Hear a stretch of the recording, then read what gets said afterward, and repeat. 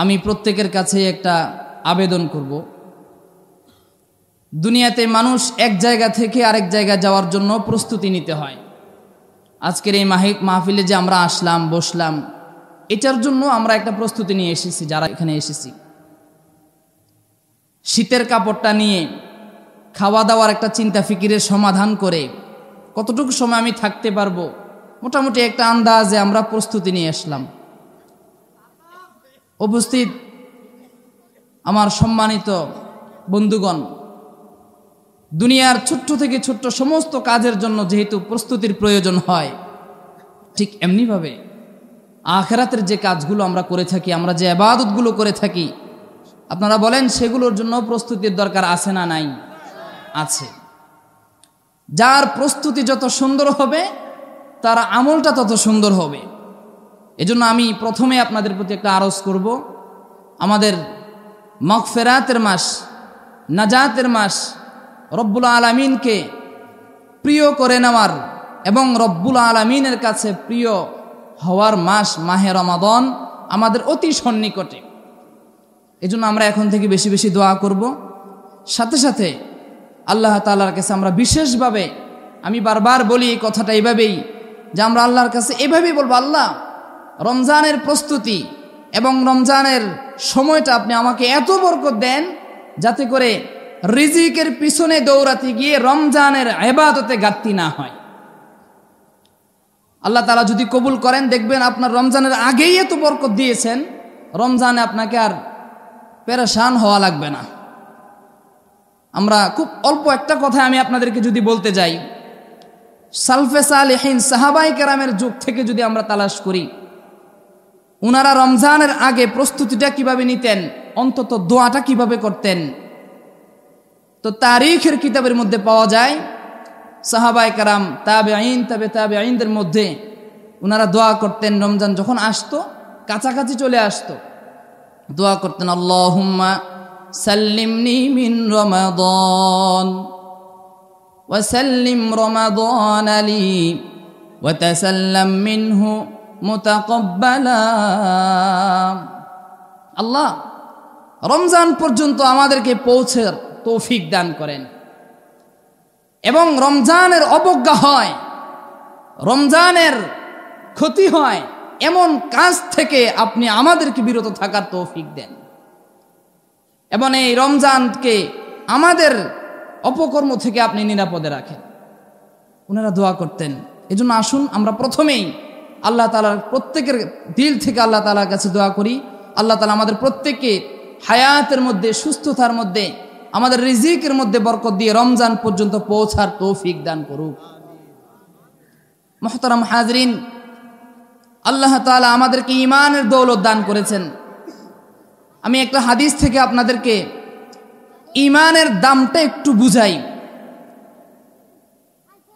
আপনারা আমার সাথে উত্তর দিবেন, সহজ হবে কথাগুলো বোঝানোর জন্য। আপনারা বলেন, যদি আল্লাহ তাআলা না চান, তাহলে সারা পৃথিবীর আধুনিক প্রযুক্তি থেকে শুরু করে যত শক্তি আছে, সমস্ত শক্তি দিয়ে আসমানকে টিকিয়ে রাখা সম্ভব? সম্ভব না। কিয়ামত ঘটানো কি সম্ভব? সম্ভব না। পাহাড়গুলোকে ধূলিকণার ন্যায় উড়ানো সম্ভব? সম্ভব না। যেখানে সারা পৃথিবীর আধুনিক প্রযুক্তি থেকে শুরু করে যত শক্তি পরাশক্তি আছে সবগুলো ব্যর্থ। এই আসমানের এক চুল পরিমাণ নাড়তে পারবে না যদি রব্বুল আলামিন না চান। সারা পৃথিবী যদি মিলে চায়, পারবে না।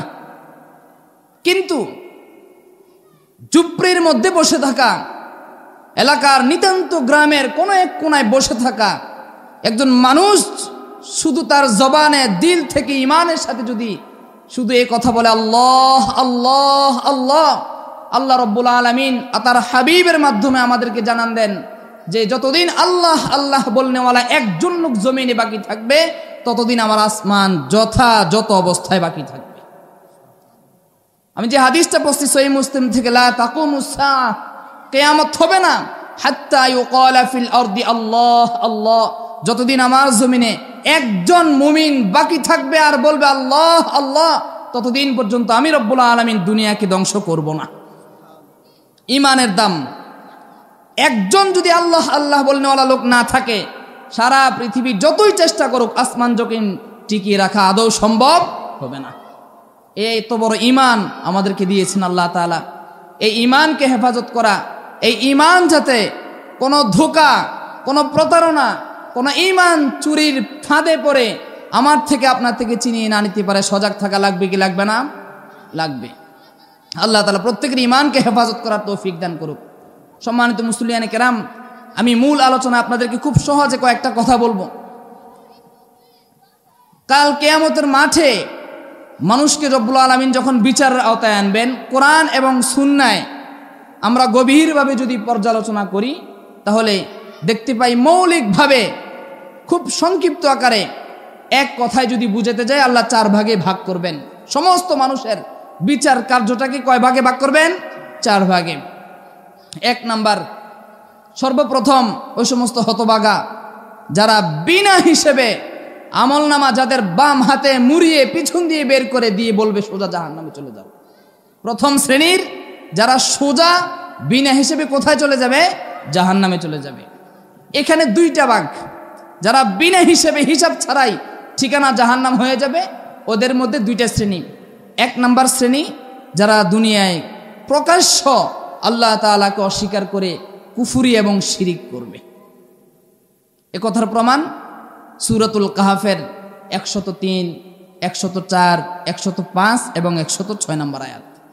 আমি যে আয়াতগুলো খুতবার মধ্যে তেলাওয়াত করেছি, আল্লাহ তাআলা সেখানে ইরশাদ করেন, কুল হাল নুনাব্বিউকুম বিল আখসারিনা আমালা আল্লাযীনা দাল্লা সা'য়ুহুম ফিল হায়াতিদ দুনিয়া ওয়া হুম ইয়াহসাবুন আন্নাহুম ইউহসিনুনা সুনআ। আল্লাহ বলেন, ও নবী আপনি বলে দেন, আমি কি তোমাদেরকে এই সংবাদ বলবো যারা আমলের দিক থেকে, কাজের দিক থেকে ক্ষতিগ্রস্ত, সবচেয়ে বেশি ক্ষতিগ্রস্ত? তারা কারা? যারা দুনিয়ায় কাজ করে, অনেক কাজ করে, আর এই ধারণা করে যে আমরা তো অনেক ভালো কাজ করি। আজকের এই পৃথিবীর এই মুহূর্তে সমস্ত কাফের মুশরিকরা গলা উঁচু করে এই কথা বুঝাইতে চায়, যদি দুনিয়ার জমিনে কোনো সভ্য জাতি থাকে, বদ্দিনী যারা মুশরিক কাফের যারা, ওরা দাবি করতে চায় ওরাই বুঝি দুনিয়ার সভ্য জাতি। আল্লাহ বলেন কোরআনে, ওরা মনে করবে অনেক কাজ করতেছে, কিন্তু দল্লা সায়ুহুম, ওদের এই কাজ, ওদের এই আমল সবগুলো বাতিল। ওদের পরিচয় কি?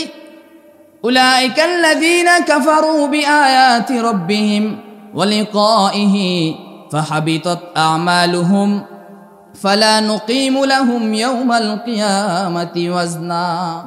ওরা হলো ওই সমস্ত কাফের যারা আমি রব্বুল আলামিনকে দুনিয়া অস্বীকার করেছে, আমার সাথে সাক্ষাৎ হবে, কাল কিয়ামতের মাঠে বিচার হবে, এ কথার অস্বীকার করেছে এবং আমার রাসূলদের সাথে ঠাট্টা করেছে। ফালা নুকিমু লাহুম ইয়াওমাল কিয়ামাতি ওয়াজনা, কিয়ামতের মাঠ কায়েম হবে, আমি ওদের আমলগুলোকে পাল্লাতেই উঠাবো না। যালিকা জাযাউহুম জাহান্নাম, ওদের ঠিকানা সরাসরি জাহান্নাম। মুহতারাম হাজরিন, প্রথম শ্রেণীর একেবারে প্রথম সোজা কথা যারা কাফের মুশরিক, ওরা জাহান্নামে চলে যাবে, বিনা হিসেবে জাহান্নামে চলে যাবে।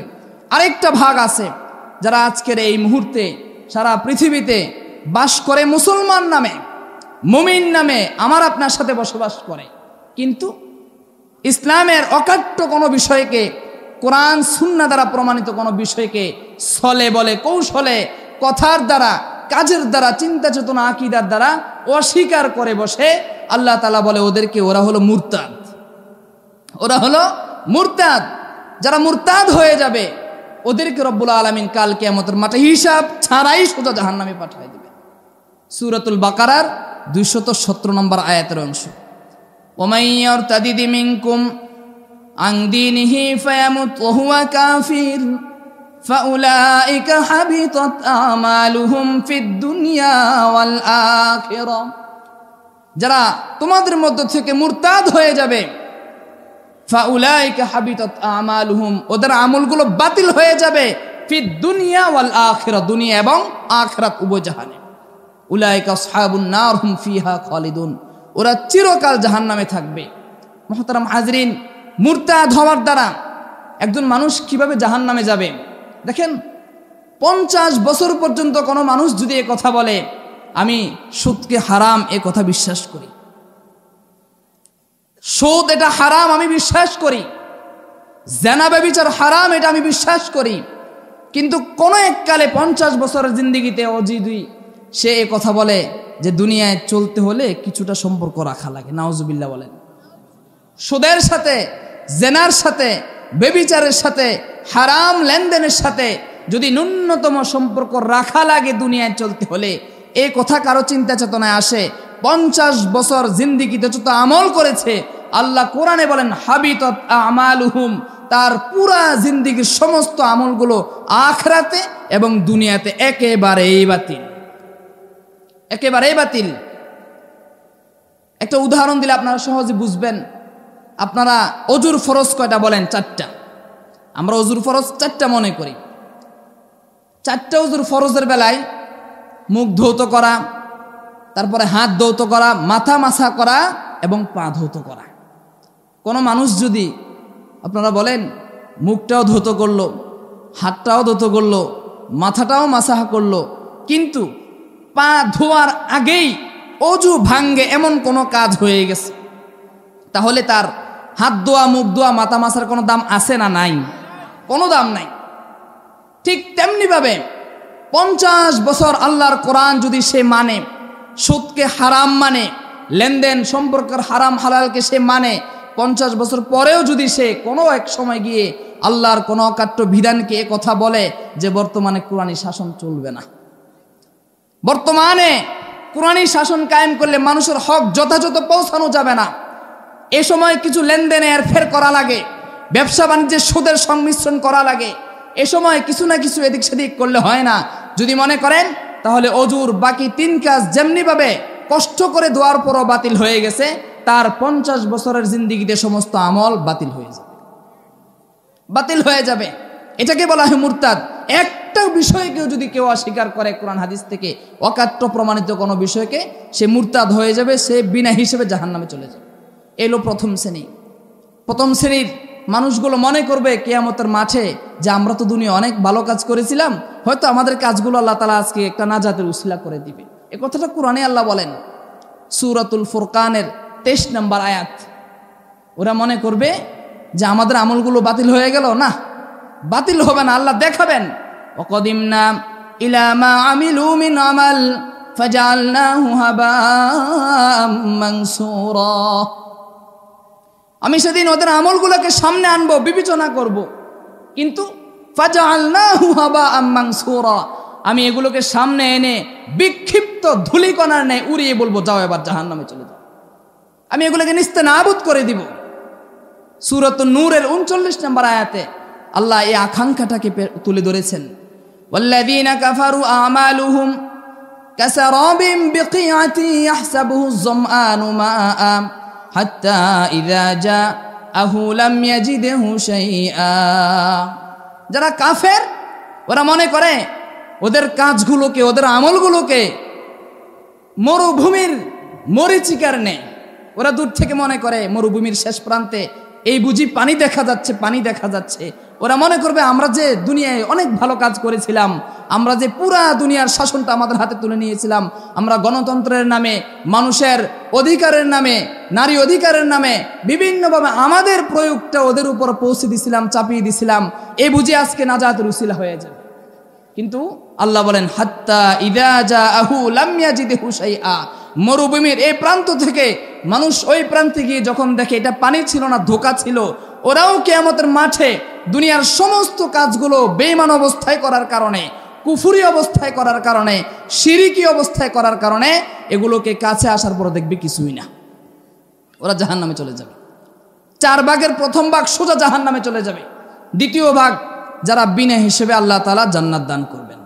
আল্লাহ তাআলা আমাদের প্রত্যেককেই বিনা হিসেবে জান্নাতীদের অন্তর্ভুক্ত করুন, সবাই বলে আমিন। এর মধ্যে 2টা ভাগ, যারা বিনা হিসেবে জান্নাতে যাবে ওদের মধ্যে 2টা ভাগ। একটা ভাগ হলো যাদের আমল নামায় কোনো গুনাহই থাকবে না, দুনিয়ার জীবনে শুধুমাত্র নবী রাসূল ব্যতীত কোনো মানুষ গুনাহমুক্ত না। সমস্ত নবী রাসূল, আমাদের আকীদা, আমাদের বিশ্বাস, এ কথাই অকাট্য প্রমাণে প্রমাণিত সমস্ত নবী রাসূল মাসুম। মাসুম মানে যাদের গুনাহই নাই, মাগফুর বা অন্য কিছু না, যে ওদেরকে ক্ষমা করে দেওয়া হয়েছে এমন না, ওদের ভাগ্যে গুনাহ আসে নাই। সমস্ত নবী রাসূল বিনা হিসেবে জান্নাতে যাবেন। কিন্তু আলহামদুলিল্লাহ সুম্মা আলহামদুলিল্লাহ, আল্লাহ তাআলা আমাদের জন্য একটা সৌভাগ্য রেখেছেন। ইবনে মাজার হাদিস, আমাদের নবীজি সাল্লাল্লাহু আলাইহি সাল্লাম বলেন, আত-তাইবু মিনাজ যামবি কামান লা যামবা লাহু। যারা গুনাহ করে তওবা করবে, গুনাহ থেকে যারা আল্লাহর কাছে ইস্তিগফারের মাধ্যমে নিজেকে নিষ্পেষিত করে নিবে, পবিত্র করে নিবে, ওরা এমন, ওদের আমল নামায় কোনো গুনাহ ছিলই না। বলেন সুবহানাল্লাহ। যারা তওবা করবে, তওবা গুনাহ থেকে, আল্লাহ রাসূল বলেন ওরা এমন যে ওদের আমল নামায় মনে হচ্ছে কোনো গুনাহই ছিল না, নবীদের মতো নিষ্পাপ, ওরাও বিনা হিসেবে জান্নাতে চলে যাবে। এবার আপনারা বলেন, তওবার মাধ্যমে সমস্ত গুনাহকে ক্ষমা করে বিনা হিসেবে জান্নাতে যাওয়ার সুযোগ আমাদের জন্য আছে না নাই? আছে। আল্লাহ তাআলা প্রত্যেককে কবুল করুন। মুহতারাম হাজরিন, বিনা হিসেবে যারা জান্নাতে যাবে ওদের এই একটা শ্রেণী। আর আরেকটা শ্রেণী হলো, বুখারী শরীফের এক লম্বা হাদিসের মধ্যে আল্লাহ রাসূল সাল্লাল্লাহু আলাইহি ওয়াসাল্লাম 4টা গুণ বলেছেন, 4টা গুণ। এর মধ্যে 3টা নেতিবাচক আর একটা ইতিবাচক। লম্বা এক হাদিস, আমি খুব সংক্ষেপে বাংলাতে বলে দেই। হযরত আব্দুল্লাহ ইবনে আব্বাস রাদিয়াল্লাহু তাআলা আনহু বলেন, একবার আমাদের মাঝে আল্লাহ রাসূল সাল্লাল্লাহু আলাইহি ওয়াসাল্লাম আসলেন, এসে বললেন যে আজকে স্বপ্নে আমাকে আল্লাহ তাআলা সমস্ত নবীদেরকে উম্মতের সংখ্যা পরিমাণ সহ সামনে দেখাইছেন। আমাদের নবীজি বলেন, আমাকে আল্লাহ তাআলা কুদরতিভাবে সমস্ত নবী এবং তার পিছনে উম্মতের সংখ্যা পরিমাণ সহ দেখাইছেন। তা আমি দেখলাম কোন নবী যায় তার পিছনে উম্মতের সংখ্যা 1 জন। আমি দেখলাম কোন নবী যায় যার পিছনে উম্মতের সংখ্যা 2 জন। ওয়ান্নাবিয়্যু মাআহুর রাহতু, কোন নবী যায় যার উম্মতের সংখ্যা অল্প কয়েকজন। আমি এমনও নবী দেখেছি কোন নবীর পিছনে হেদায়েত প্রাপ্ত উম্মতের সংখ্যা একেবারেই নাই। হঠাৎ করে দেখলাম আমার যতটুক দৃষ্টি যায় ততটুক অন্ধকারাচ্ছন্ন। এত মানুষ বিড়বিড় করতেছে, এত মানুষ দেখা যায়, মানুষের ভিড়ে একেবারে দৃষ্টির শেষ পর্যন্ত অন্ধকার। ফারাজাউতু আন তাকুনা উম্মতি, আমি মুহাম্মদ বড় আশা করেছিলাম, খুশি হয়েছিলাম, হতে পারে এই উম্মতের সংখ্যাগুলো আমার উম্মত হবে। বেশি উম্মত দেখে আল্লাহ রাসূল আশা করছিলেন এই বুঝি আমার উম্মত হবে। ফাকিলা হাদা মূসা ওয়া কওমুহু, এবার জিবরিল বললেন, ও নবী, ও মুহাম্মদ, এই যে আপনি দেখছেন সাদ্দাল উফুক, যতক্ষণ নজর যায় ততক্ষণ মানুষের আর মানুষ একদম অন্ধকার দেখা যায়, এগুলো আপনার উম্মত না, মূসার উম্মত। রাসূলুল্লাহ সাল্লাল্লাহু আলাইহি ওয়াসাল্লামের মনটা একটু খারাপ হয়ে গেছে।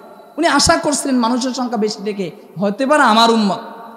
এবার নবীজিকে বলা হলো, উনজুর হাকাযা, রাসূল বলেন আমাকে বলা হলো আপনি ওইদিকে তাকান। আমি তাকালাম, রাআইতু সাওয়াদান কাসীরান সাদ্দাল নুফুক, আমার দৃষ্টি যতটুক গেল ততটুক মানুষ আর মানুষ দেখতে পেলাম। আবার বলা হলো আপনি ওইদিকে তাকান। আমি যেদিকেই তাকাই সব দিকে আমার দৃষ্টির শেষ পর্যন্ত শুধু মানুষের সংখ্যা। এত মানুষ, দৃষ্টি যতটুকু যায় অন্ধকার দেখা যায়। এবার জিবরিল পাশ থেকে বললেন, হা উলাই উম্মাতুক, ও মুহাম্মদ, এই যে চারদিকে যেদিকেই তাকালেন সেদিকে মানুষ দেখলেন, হাজারো লাখো কোটি মানুষ আপনার নজরে দেওয়া হলো, এই সবগুলো আপনি মুহাম্মাদুর রাসূলুল্লাহ সাল্লাল্লাহু আলাইহি ওয়াসাল্লামের আখিরি জামানার উম্মত। এবার মূল কথা, আমি এখন যেটা বলবো, এবার জিবরিল বললেন, ওয়ামা হাউলাইল্লাযীন ৭০,০০০ ইয়াদখুলুনাল জান্নাতা বিগাইরি হিসাব। ও মুহাম্মদ, এই যে আপনি চারদিকে হাজারো লাখো কোটি মানুষ দেখতেছেন, এই সবগুলো আপনার উম্মত। এর মধ্যে ৭০,০০০ এমন উম্মত আছে যাদেরকে আল্লাহ বিনা হিসেবে জান্নাত দান করবে। এই কথা বলে রাসূলুল্লাহ, হযরত ইবনে আব্বাস বলেন, আল্লাহ রাসূল ঘরে চলে গেলেন। আল্লাহ রাসূল এই কথা বলে ঘরে চলে গেলেন। এবার সাহাবায়ে কেরাম আলোচনায় বসে গেলেন। এবার কেউ বলে যে এগুলো আমরা না, যে আমরা তো শিরিকি জমানায় জন্মগ্রহণ করেছি, আল্লাহ রাসূলের উপর আল্লাহর উপর ঈমান আনয়ন করেছি, হেদায়েত প্রাপ্ত হয়েছি, এই বিনা হিসেবে যারা জান্নাতে যাবে ওরা বুঝি আমরা না? ওরা যারা মুসলমানের ঘরে জন্ম নেবে, যাদের বাপ দাদা মা প্রত্যেকে মুসলমান হবে, ওরাই বিনা হিসেবে জান্নাতে যাবে। এভাবে বিভিন্নজন বিভিন্ন মতামত ব্যক্ত করতেছেন। তো আল্লাহ রাসূল সাল্লাল্লাহু আলাইহি সাল্লাম আবার আসলেন ওই বৈঠকে। আসার পরে আল্লাহ রাসূল সাল্লাল্লাহু আলাইহি সাল্লামকে বলা হলো, ইয়া রাসূলুল্লাহ, আমাদের মধ্যে এই আলোচনা হচ্ছে, বিনা হিসেবে যারা জান্নাতে যাবে ওরা কি আমাদের অন্তর্ভুক্ত হবে, নাকি পরের জমানার হবে, নাকি আরো পরের জমানা হবে? আমরা এটা নিয়ে একটু আলোচনা করতেছিলাম। এবার রাসূল সাল্লাল্লাহু আলাইহি সাল্লাম বললেন, হুমুল্লাযীনা লা ইয়াস্তারকুনা ওয়া লা ইয়াতাতায়্যারুনা ওয়া লা ইয়াক্তাবুনা ওয়া আলা রাব্বিহিম ইয়াতাওয়াক্কালুন।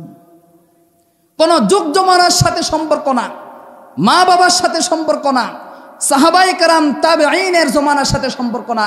ও আমার সাহাবীরা, আল্লাহ রাসূল সাল্লাল্লাহু আলাইহি ওয়াসাল্লাম থেকে এই কথাই বলতেছেন যে হুমুল্লাযীনা লা ইয়াতাতায়্যারুন ওয়া লা ইয়াস্তারকুন ওয়া লা ইয়াক্তাবুন ওয়া আলা রাব্বিহিম ইয়াতাওয়াক্কালুন।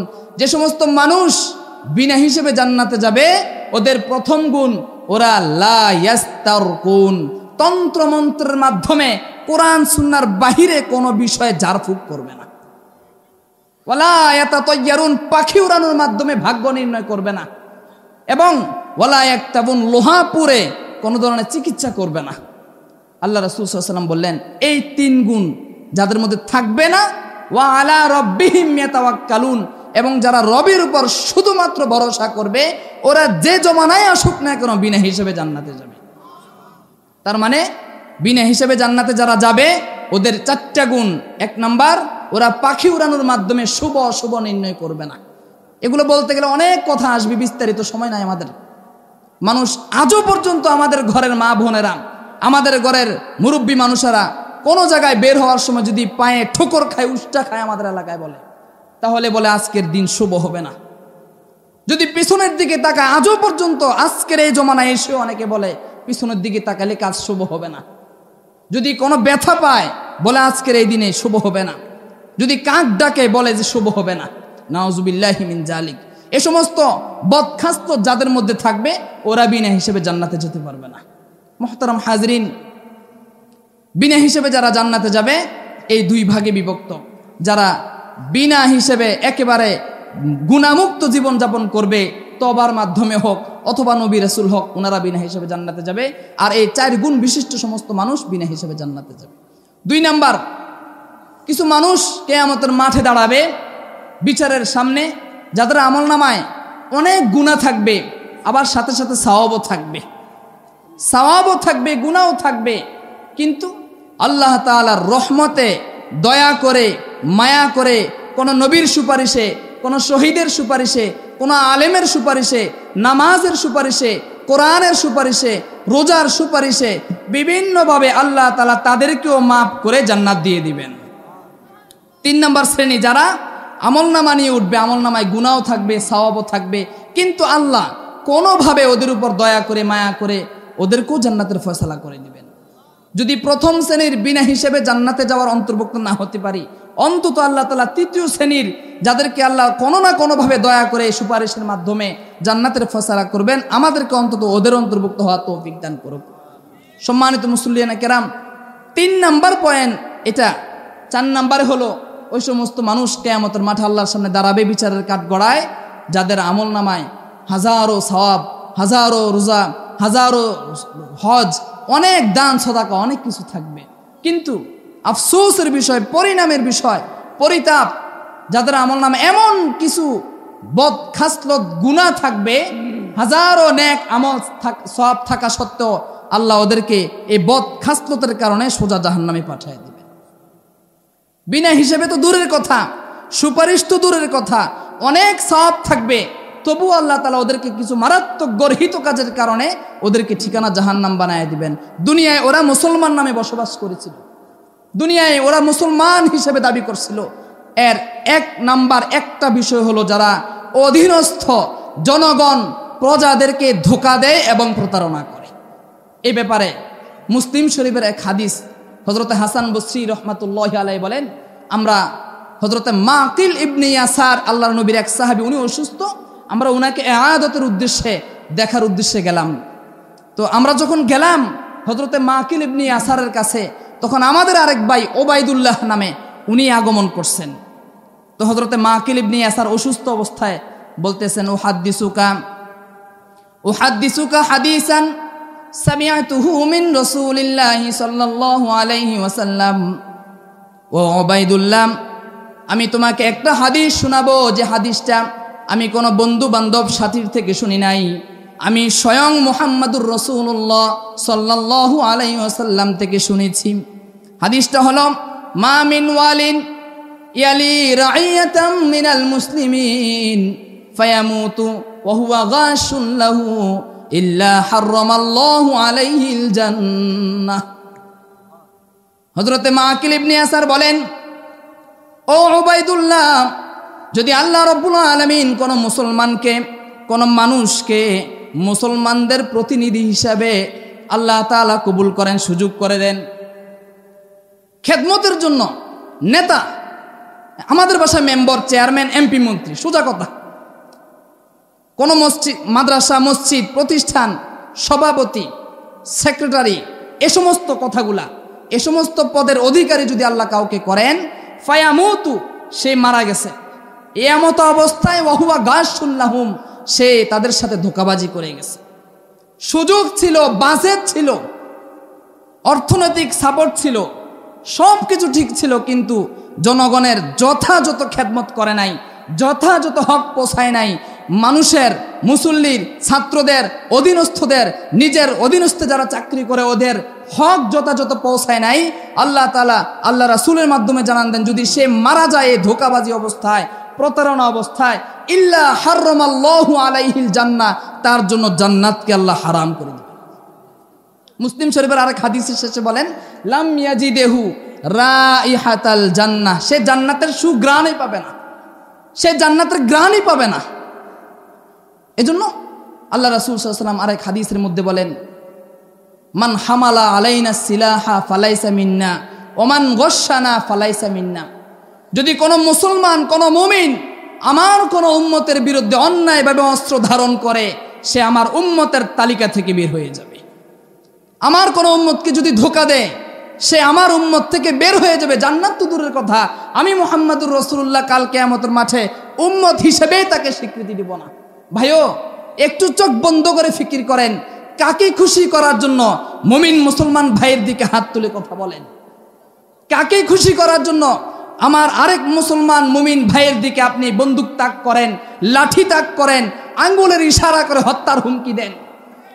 আল্লাহ রাসূল সাল্লাল্লাহু আলাইহি ওয়াসাল্লাম পরিষ্কার ভাষায় বলে দিন, উম্মতের বিরুদ্ধে সে যদিও মুসলমান দাবি করে, মুমিন দাবি করে, যাকেই খুশি করার জন্য, দল হোক, মত হোক, যে কোনো বিষয়কে যদি খুশি করার জন্য আমার উম্মতের দিকে সে অস্ত্র ধারণ করে, আমি আল্লাহ রাসূল বলতেছি, আমার উম্মতের তালিকা থেকেই নাম কেটে দিব। ওমান গশানা ফালাইসা মিন্না। আর যারা ধোঁকা দিবে ওদেরকেও আমি আমার উম্মত থেকে বের করে দিব। জান্নাত তো প্রশ্নই আসে না। এজন্য হাজারো সওয়াব থাকবে, হাজারো দান সাদাকা থাকবে, কিয়ামতের মাঠে উঠবে, একজন মুমিনের দিকে সে বন্দুক তাক করে অন্যায়ভাবে কথা বলছিল, একজন মুসলমানের দিকে আঙ্গুল ইশারা করে অন্যায়ভাবে হুমকি হত্যার দিয়েছিল। আল্লাহ রাসূল সাল্লাল্লাহু আলাইহি ওয়াসাল্লাম বলেন, তোমার সমস্ত সওয়াবগুলো একেবারে নিস্তেনাবুদ হয়ে যাবে, তোমার ঠিকানা জাহান্নাম। মুহতারাম হাজরিন, অনেকগুলো বিষয় এমন আছে কিয়ামতের মাঠে অনেক সওয়াব পরেও যদি এই বিষয়গুলো থাকে, আল্লাহ তাআলা ওকে জাহান্নাম দিয়ে দিবেন। এর মধ্যে একটা তো বললাম, মানুষকে যদি ধোঁকা দেয়, অধীনস্থদের হক যদি আদায় না করে, আরেকটা হলো আত্মীয়তার সম্পর্ক যদি রক্ষা না করে। এ ব্যাপারে অনেকগুলো হাদিস ছিল। তারপরে যদি কোনো আত্মীয়তার সাথে সম্পর্ক নষ্ট করার পাশাপাশি কোনো প্রতিবেশীকে কষ্ট দেয়, তাহলে যত সওয়াবই থাকুক না কেন, কাল কিয়ামতের মাঠে ঠিকানা জাহান্নাম। যদি সদাকা করে, দান সদাকার মাধ্যমে মানুষকে খোটা দেয়, সূরাতুল বাকারার মধ্যে এই আয়াতগুলো আছে, 262, 63, 64 নম্বর আয়াত। বুখারী মুসলিমের একাধিক হাদিস দ্বারা আল্লাহ রাসূল 3 বার বলছেন, ওয়াল্লাহি লা ইউমিন, ওয়াল্লাহি লা ইউমিন, ওয়াল্লাহি লা ইউমিন। জিজ্ঞাসা করা হয়েছিল, ইয়া রাসূলুল্লাহ, কে সে যে মুমিন হবে না? আপনি আল্লাহর শপথ করে বলতেছেন। আল্লাহ রাসূল সাল্লাল্লাহু আলাইহি ওয়াসাল্লাম বলছিলেন, মাল্লা ইয়ামানু জারুহু বাওয়াইকা, যার অতিষ্ঠতা থেকে, যার আক্রমণ ক্ষতি থেকে তার পাশের প্রতিবেশী নিরাপদ নাই। প্রতিবেশীকে যদি কেউ কষ্ট দেয়, মদ পান করে, কাউকে যদি কেউ ধোঁকা দেয়, তারপরে এমনিভাবে যদি কেউ হারাম সম্পর্ক, হারাম লেনদেনে জড়িত হয়, আল্লাহ রাসূল সাল্লাল্লাহু আলাইহি ওয়াসাল্লাম বলেন ওরা যতই আমলনামা নিয়ে যাবে, যতই সওয়াব নিবে, ওদেরকে কিয়ামতের মাঠে জাহান্নাম দেওয়া হবে। সম্মানিত মুসলিয়ানে কেরাম, এক শ্রেণীর মানুষ যারা বিনা হিসেবে জাহান্নামে যাবে, যারা মুরতাদ ওরাও বিনা হিসেবে জাহান্নামে যাবে। তারপরে দ্বিতীয় শ্রেণীর মানুষ যারা বিনা হিসেবে জান্নাতে যাবে, নবী রাসূল মাসুম তওবার মাধ্যমে যারা নিজেকে নিষ্পাপ করতে পারবে। 3 নাম্বার, ওই সমস্ত মুমিন মুসলমান যাদেরকে রব্বুল আলামিন দয়া করে মায়া করে কোনো না কোনোভাবে সুপারিশের মাধ্যমে জান্নাত দিয়ে দিবেন। 4 নাম্বার, ওই সমস্ত মুসলমান যারা দুনিয়ায় মুসলমান ছিল কিন্তু আখিরাতে ওদের এই আমলনামার মধ্যে ধোঁকাবাজি, প্রতারণা, মিথ্যা, খেয়ানত, এমনিভাবে আত্মীয়তার বন্ধন রক্ষা না করা, প্রতিবেশীকে কষ্ট দেওয়া, বিভিন্ন গর্হিত কাজগুলো থাকবে। আল্লাহ তাআলা বলেন, আল্লাহ রাসূল সাল্লাল্লাহু আলাইহি ওয়াসাল্লাম বলেন ওদেরকে কাল কিয়ামতের মাঠে জাহান্নাম দেওয়া হবে। আল্লাহ তাআলা আমাদের প্রত্যেককেই ওই সমস্ত কাজ থেকে, যে সমস্ত কাজ কুফরি হয়, শিরিকি হয়, ধোঁকাবাজি হয়, প্রতারণা হয় এবং জাহান্নামে যাওয়ার কারণ হয়, ওই সমস্ত কাজগুলো থেকে আমাদের সবাইকে হেফাজত করুক। সবাই বলে আমিন। আমাদের হায়াতের মধ্যে, সুস্থতার মধ্যে বরকত দিয়ে প্রত্যেককে রমজান পর্যন্ত পৌঁছার তৌফিক দান করুক। সবাই বলে আমিন। ওয়া আখিরু দাওয়ানা আলহামদুলিল্লাহি রাব্বিল আলামিন।